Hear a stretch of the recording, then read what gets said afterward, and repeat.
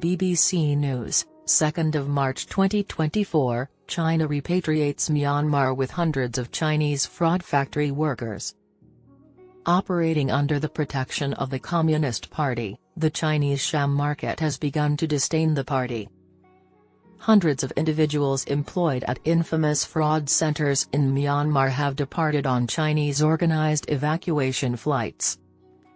The flights symbolize the most recent triumph for Beijing in its campaign against the centers, which are believed to house hundreds of thousands of victims of human trafficking. China has increased the pressure on Chinese-backed armed groups and the military government of Myanmar to cease operations at the centers. The centers have contributed significantly to Myanmar's criminal underworld and civil conflict.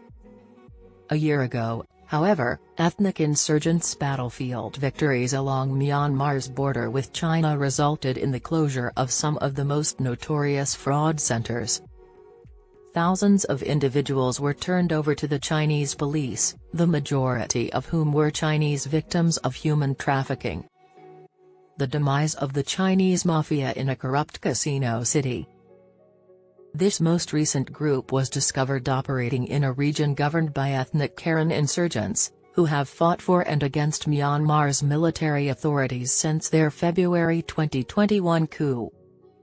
The repatriation flights, which departed from the Thai border town of Mae Sot with approximately 150 passengers each, were the initial series that, according to the news agency DW, transported as many as 1,000 individuals to China.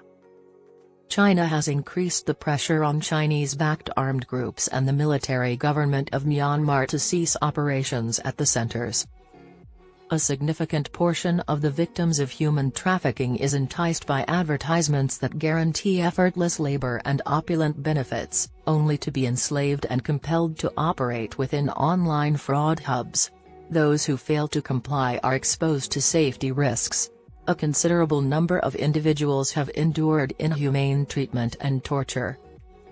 For both Chinese underworld crime syndicates and the numerous armed groups operating along the Thai border, the centers have generated billions of dollars. However, as a result of recent crackdowns, a significant number of centers have been shut down.